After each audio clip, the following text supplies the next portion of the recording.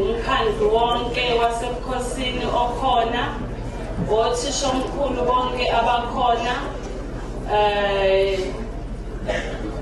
ukuqa angeke ngikwazi ukumshiya, nabo bonke abakhona, umphakathi, abazali, nabo bonke nje abakhona namhlanje ukuzosibungazisa lo suku olumnandi nolukhulu oluhle kangaka kuthina.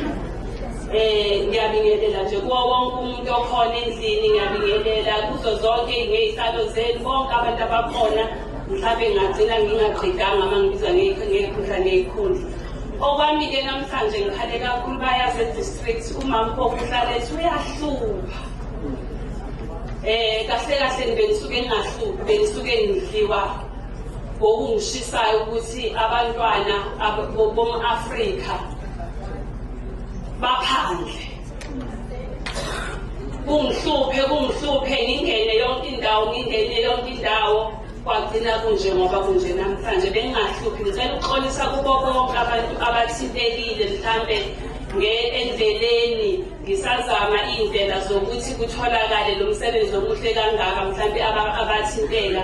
Ngiyaxolisa kakhulu, kwangasiko ukuthi ngangilwa naye personally, kwakuwukuthi kusemsebenzini.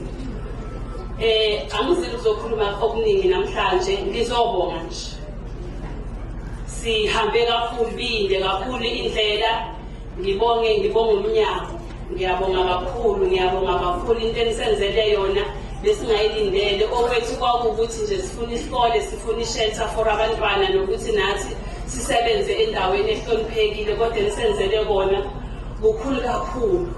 Akuchazeki bekuthi uma ufika la esayithini uthi uzobheka ubona ukuthi kanti yini le yakhiwayo la, ugcina udedekile nawe wena muntu owayecelile. Ngiyabonga kakhulu, ngibonge nabo usihlale engayiqala nayo le ndlela, ubabuhlongane, may his soul rest in peace.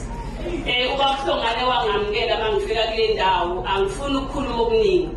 Uyena umuntu engasebenza kakhulu naye, wayeseduze kwami, sizama yonke into silungisa. Ngizobonga, ngiyabonga kakhulu kuko konke. Ngibonge nothisha, bekungelula. Ngiyathanda ukuphosta, mina abantu bayazi, besike bengike ngiyiphoste sisodakeni, singene esigamanqilo odakeni.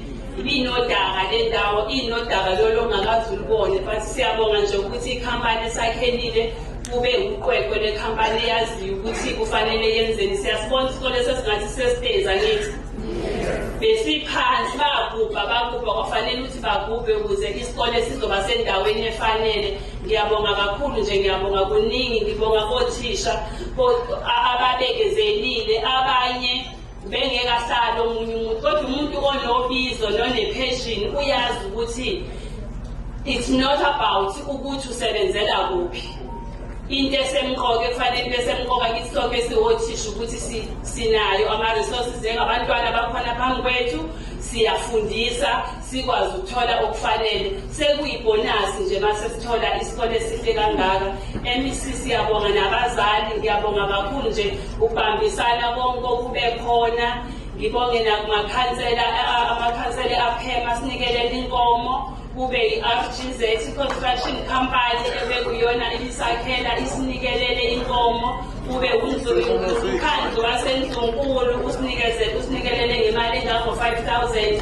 Sibonge nje nakubo bonke abanye abebesilethela-ke iy'pheko bese iqhamuka. Ngiyabonga